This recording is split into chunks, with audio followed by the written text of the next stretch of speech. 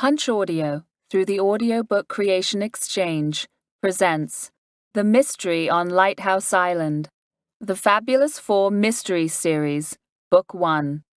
Written by Robin Rowles. Performed by Cleandra Martin-Waldron. Chapter 1. Planning the School Holidays. It was the beginning of the school summer holidays. The Robinson family were gathered around the breakfast table. Tom and Barbara had their own ideas about the holidays. However, they wanted to know what thoughts the children had on their minds. "Children," said Tom, "we would like to discuss the school holidays." The children looked up at their parents, excited. They all started calling out ideas at the same time. Barbara quickly restored some order. "Hey, hey! Please don't shout out at the same time," she cried. "We would love to hear your views, but certainly not at the same time." "Sorry, Mother," replied Julian, with a look of apology on his face. Julian was 11.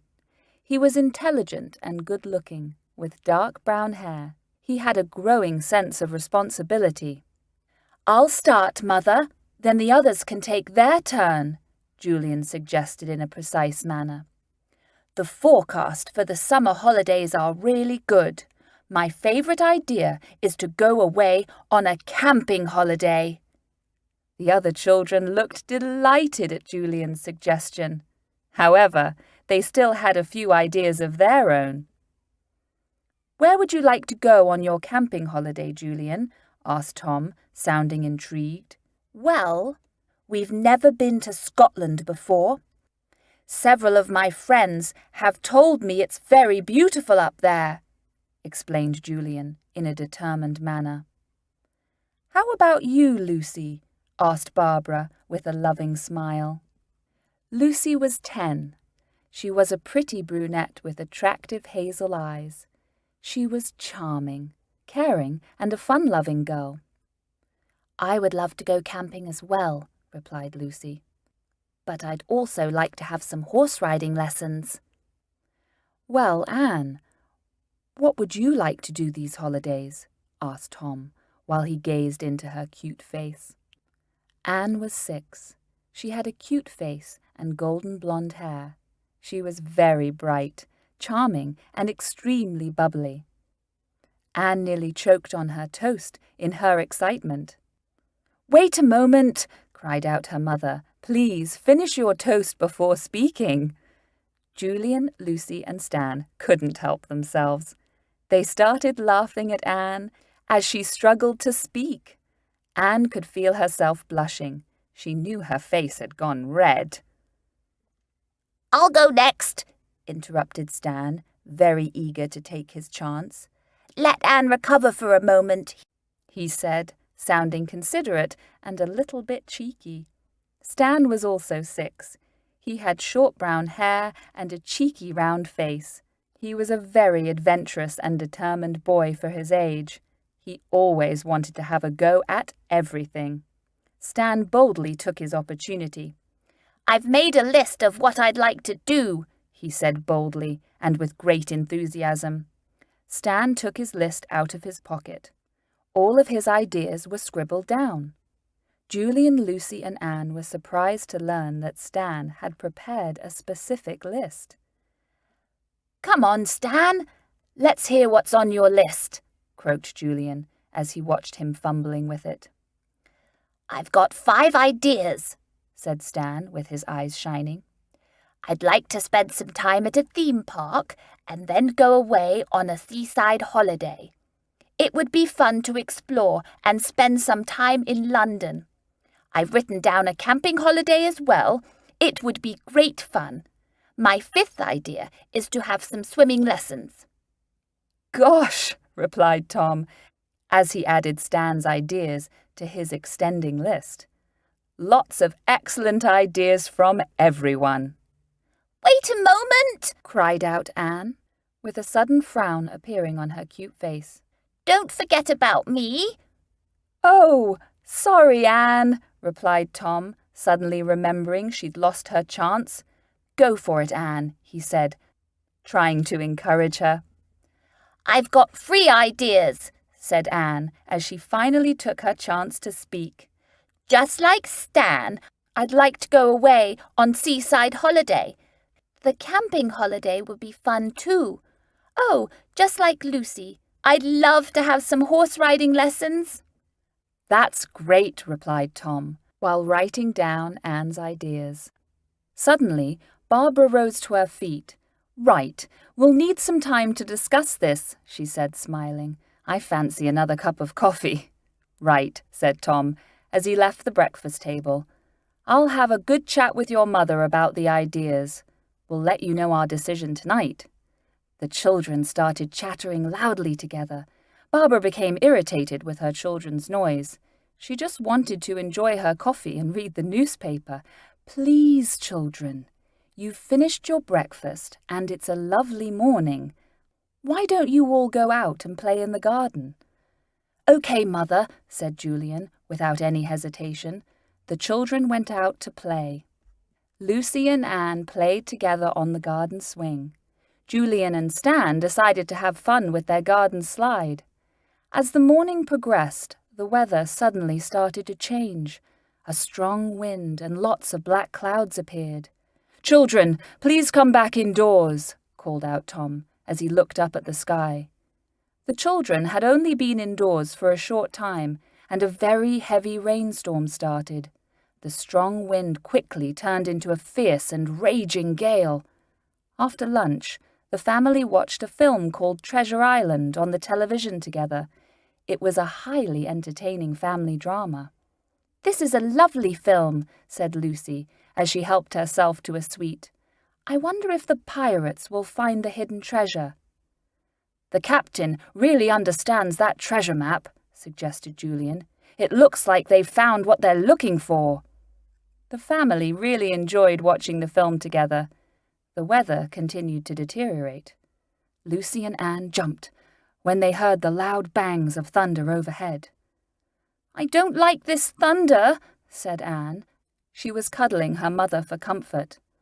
After the film had finished, Lucy and Anne helped their mother prepare the evening meal. They enjoyed a really nice roast dinner together. Unfortunately, the weather didn't improve. The strong wind and rain became harder and even more fierce. The children decided to play some board and card games. Thankfully, the loud bangs of thunder had finally stopped. Suddenly, Tom came into the room and he made an announcement.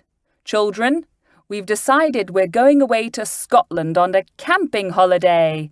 "Brilliant!" shouted out Julian joyfully. All the children were delighted. Stan was the first to ask when they would be leaving. "Next Saturday morning," Tom responded, with a big smile on his face. "We'll have 3 weeks camping in the Highlands of Scotland." The children were very excited. They started chattering about their forthcoming holiday at once. For Anne and Stan, it was going to be their first camping holiday. "I can't wait! I can't wait!" Stan repeated.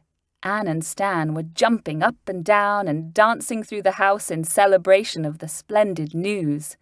Suddenly, Tom shouted out, "What was that?" He quickly looked out of the living room window. There was a second loud bang. "Blow! We've lost some tiles on the roof! They've smashed down onto the patio!" cried out Tom, startled. Everyone rushed over the window to have a look. "We'll need to get those tiles replaced as soon as possible," cried out Barbara, with a sudden anxious look on her attractive face. "I'll give Bob Turner, their building friend, a ring in the morning," responded Tom, with a frown developing on his gloomy face. "We'll need to get those tiles replaced before we go away on holiday." The sudden damage to the roof had tempered the atmosphere in excitement. It was nearly time for the children to go to bed. Nevertheless, the children were very happy about the news of their family camping holiday in Scotland. The weather conditions remained frightening for the children. They found it difficult to settle down and go to sleep. Julian and Stan started chattering together about their forthcoming holiday in their bedroom. Lucy and Anne were feeling disturbed in their bedroom. They didn't like the endless noise from the torrential rain and gale-force wind. Lucy decided to read a book. She hoped it would help free her mind from the awful howling and noise that surrounded her. Anne cuddled Walker, her favourite little toy bear, for comfort. She went right down under the warm and cosy bedsheets. She hoped that would reduce the constant noise from the rattling of her bedroom window. In the middle of the night, Julian woke up. He was frightened by a strange groaning and creaking noise. He quickly leapt out of bed and looked out of his bedroom window. In the bleak moonlight, Julian could just see the oak tree at the back of the garden. It was bending and swaying in the gale-force wind. He suddenly realized that the awful creaking noise was coming from their oak tree. At that moment, the creaking grew much louder. Julian started to panic. He was very worried that the oak tree would fall down and hit the cottage. At the top of his voice, he shouted out, "It's the oak tree! It's the oak tree!" Julian repeated frantically, "I'm sure it's going to crash down on us!" Stan awoke in a daze. He was very frightened by Julian's shouting. He quickly followed Julian out onto the landing. Stan was shaking. Julian shouted out his warning again. He was determined to warn everyone. "Hurry, everyone!" Julian screamed out. "The oak tree's going to fall down!" Tom and Barbara dashed out onto the landing to comfort Julian. "Quickly! We must get down the stairs! It's not safe to stay up here!" Julian shouted out, in a state of panic. Lucy and Anne woke up in all the commotion. They quickly ran out onto the landing with everyone else. Anne still had Walker, her cute little toy bear, firmly clasped in her left hand. All right, Tom repeated loudly as he tightened his dressing gown. "Everyone go downstairs quickly." One by one they hurried down the stairs. Everyone felt dazed, apart from Julian. He was wide awake by now. Julian felt enormous relief to see everyone huddled together safely at the bottom of the stairway. Tom questioned Julian's judgment. "Could you see the oak tree moving, Julian?" "Yes, for sure, Dad," he replied, and still looking very concerned. "It's bending and swaying. I'm sure that's where the creaking noises are coming from." Everyone looked extremely concerned. A few minutes later, there was an enormous bang, and the whole cottage appeared to shake. They heard more tiles come crashing down from the roof. Their worst fears had been realized. They knew the old oak tree had fallen heavily onto the top of the cottage roof. Lucy and Anne hugged each other in an attempt to gain some comfort. Julian hugged Stan. "Oh dear!" Barbara cried out, with tears appearing in her eyes. "What are we going to do now?" Thankfully, Tom remained calm. "Please, everyone, sit down in the warm kitchen," instructed Tom. "I'll go upstairs and see if there's any damage to the ceilings." Everyone watched as Tom carefully made his way up the stairs. "Shall I come up with you, Dad?" Julian asked, with a nervous tone in his voice. "No, Julian. Please stay downstairs. I won't be long." Tom crept slowly along the landing, and he looked up at the ceiling. He couldn't see any damage. Next, he inspected the bathroom and the 3 bedrooms. In a matter of only 3 or 4 minutes, Tom came carefully down the staircase. He had a distraught and shattered look on his pale face. "It's very bad news," admitted Tom. "The oak trees crashed through the roof of the cottage. The ceiling in 1 bedroom is badly damaged, and I'm afraid that Julian and Stan's bedroom is ruined." "Oh my goodness!" Barbara cried out while hugging Stan. "What are we going to do now?" she said. "The bathroom and my bedroom are all right," suggested Tom, but he had a dazed expression on his distraught face. Everyone looked at each other in total shock and disbelief. Luckily, nobody was hurt or injured. "I knew I was right," muttered Julian in a low voice. "That's why I called out so loudly." "Thank goodness you did, Julian," replied Tom, very grateful. Everyone thanked Julian by giving him a big hug. "You saved my life, Julian," stuttered Stan, while looking and sounding emotional. "I'll make us some nice hot cocoa," said Barbara. "Then we can discuss what's going to happen next." "I blame myself for this," admitted Tom. "I planned to have that oak tree taken down last winter, but I didn't go through with it." Barbara gave Tom a reassuring sigh. "It's no good blaming yourself now," said Barbara, as she shrugged back her shoulders. "Let's just be thankful we're not injured."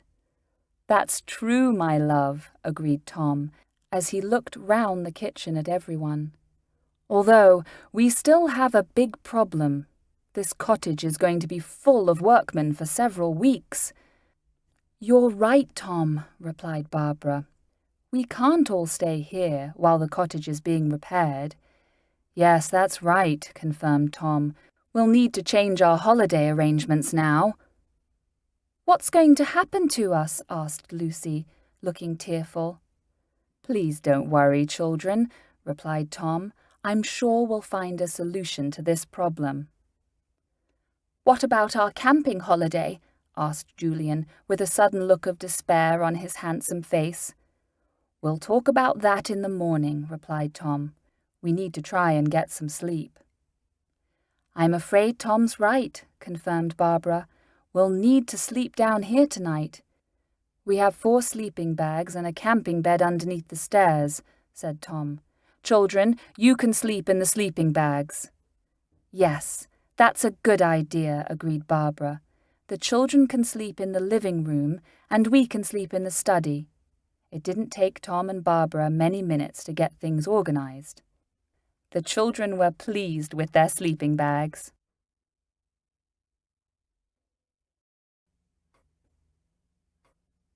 This has been a Punch Audio production of The Mystery on Lighthouse Island, The Fabulous 4 Mystery Series, Book 1.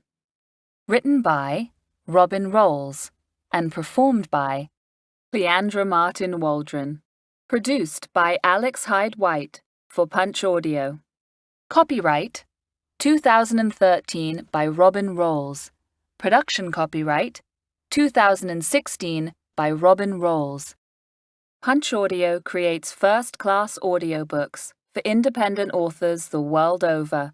See us online at punchandroll.com and on Facebook at Punch Audio.